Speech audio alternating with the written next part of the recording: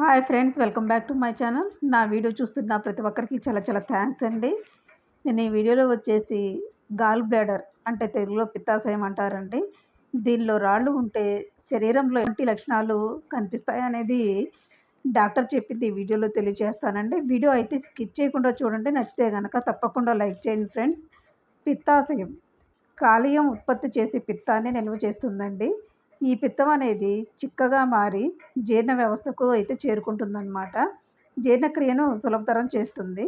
అయితే జీవనశైలి మార్పుల కారణంగా పిత్తాశయంలో రాళ్ళు ఏర్పడతాయి. ఈ పరిస్థితిని నివారించాలి. లేదంటే దీర్ఘకాలికంగా పిత్తాశయ రాళ్ళు తీవ్ర పరిస్థితులకు దారితీయవచ్చు. పిత్తాశయ క్యాన్సర్ వచ్చే పరిస్థితి తలెత్తవచ్చు. పిత్తాశయంలో రాళ్ళు ఉంటే కనిపించే లక్షణాలు ఏమిటో ఇప్పుడు తెలుసుకుందామండి. కాలేయం పిత్తాశయం భాగంలో ఉన్న సంచి లాంటి నిర్మాణం అండి. ఇది జీర్ణ ప్రక్రియను మెరుగుపరుస్తుంది.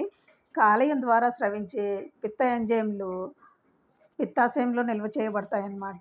ఒక వ్యక్తి తినేటప్పుడు పిత్తాశయం అనేది ఆహారాన్ని లాగివేసి పైభాగానికి అయితే పంపుతుందండి. ఈ ప్రక్రియను డ్యూడెనం అని పిలుస్తారు. ఇది జీర్ణ ప్రక్రియను ప్రారంభిస్తుంది. అయితే ఏది పడితే అది తినటం, చెడు జీవనశైలి కారణంగా పిత్తాశయంలో రాళ్ళు ఏర్పడుతున్నాయి. ఈ పరిస్థితి పురుషుల కంటే మహిళలకి ఎక్కువగా కనిపిస్తూ ఉంటుంది. జీర్ణరసాలు ఎక్కువసేపు పిత్తాశయంలో ఉండటం, సమయానికి తినకపోవటం, కొలెస్ట్రాల్ కరగకపోవడం వల్ల రాళ్ళు వస్తాయని నిపుణులు అయితే చెప్తున్నారండి. ఈ కారణాల వల్ల పిత్తాశయం సంకోచించకుండా ఆగిపోతుంది.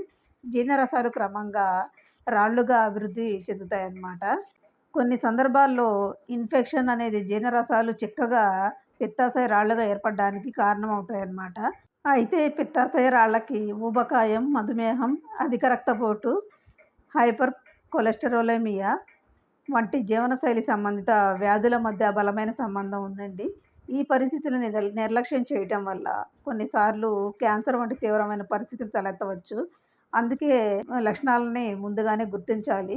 పిత్తాశయంలో రాళ్ళు ఉంటే ఎలాంటి లక్షణాలు కనిపిస్తాయో డాక్టర్ గారు చెప్పినటువంటి వివరాలైతే ఇప్పుడు మనం తెలుసుకుందామండి. మాయో క్లినిక్ ప్రకారం పిత్తాశయంలో తగినంత పిత్తం ఉంటుంది. దానితో పాటు కొలెస్ట్రాల్ను కరిగించి విసర్జించే రసాయనాలు కూడా ఉంటాయండి.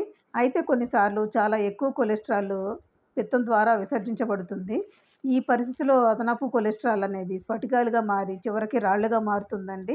ఇలాంటి పరిస్థితుల్లో పిత్తాశయం అనేది పూర్తిగా పిత్తాన్ని ఖాళీ చేయలేకపోతుందన్నమాట. ఈ పిత్తం ఘనీభవించి రాళ్ళుగా అయితే మారతాయి.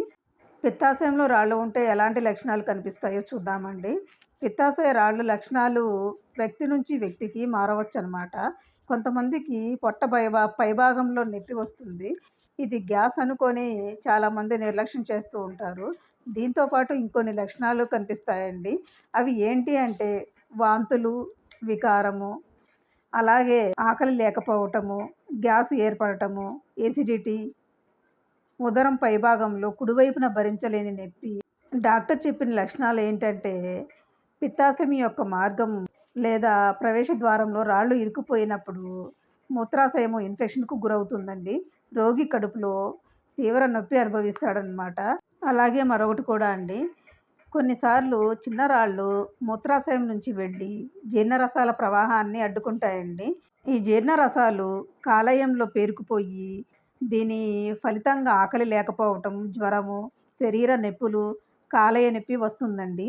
ఈ పరిస్థితిని అబ్స్ట్రాక్టివ్ జాండీస్ లేదా రాళ్ళ వల్ల కలిగే కామెర్లు అంటారు. ఈ పరిస్థితి అనేది సాధారణ కామెర్ల కంటే భిన్నంగా ఉంటుందండి. అలాగే మరొకటి చూద్దామండి, ప్యాంక్రియాటైటిస్ అన్నమాట.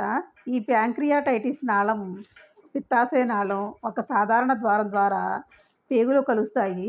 ఒక రాయి దీనిని అడ్డుకుంటే ప్యాంక్రియాటిక్ జీర్ణరసాలు పేగులోకి చేరలేవన్నమాట అండి. ఇది ప్యాంక్రియాస్ నొప్పుకు కారణమవుతుందన్నమాట. ఈ పరిస్థితి చాలా ప్రమాదకరమైనది. అలాగే చూద్దామండి రాళ్ళు ఏర్పడడానికి కారణాలు ఏంటి అనేది. గర్భనిరోధక మందులు తీసుకునే మహిళల్లో రాళ్ళ సమస్య ఎక్కువగా కనిపిస్తుందండి. అలాగే జంక్ ఫుడ్ ఎక్కువగా తీసుకునే వారికి కూడా ఈ సమస్య అనేది రావచ్చు. మధుమేహ వ్యాధిగ్రస్తులు ఈ సమస్యతో బాధపడవచ్చు అన్నమాట. పిత్తాశయ ఇన్ఫెక్షన్లు లేదా కాలేయ సిరోసిస్ ఉన్న వారికి కూడా రాళ్ళు ఏర్పడవచ్చు. అట్లాగే అవయవ మార్పిడి చేయించుకున్నటువంటి వ్యక్తులు కూడా ఈ సమస్యకు గురి అవుతూ ఉంటారు. అధిక బరువు ఉన్నవారికి కూడా ఈ సమస్య అనేది రావచ్చండి. చక్కెర ఎక్కువగా తినే వ్యక్తులు ఈ సమస్యతో బాధపడవచ్చు. ఎందుకంటే షుగర్ ఫుడ్స్‌లో శుద్ధి చేసినటువంటి కార్బోహైడ్రేట్స్ పుష్కలంగా ఉంటాయి. ఇది కొలెస్ట్రాల్‌గా చిక్కగా చేస్తుంది. దీంతో పిత్తాశయంలో రాళ్ళు ఏర్పడే అవకాశం ఉంటుందండి. దీన్ని ఎలా నివారించాలి అనేది చూద్దామండి. కాఫీ, టీ, సిగరెట్లు, ఆల్కహాల్ తీసుకోవడం మానేయాలి లేదా పరిమితం చేయాలండి. ఉదయం ఖాళీ కడుపుతో గోరువెచ్చని నీటిలో నిమ్మరసం కలిపి తాగాలి. విటమిన్ సి ఎక్కువగా తీసుకోవడం వల్ల రోగనిరోధక శక్తి బలపడుతుంది. కొలెస్ట్రాల్ పిత్తంగా మారుతుందన్నమాట.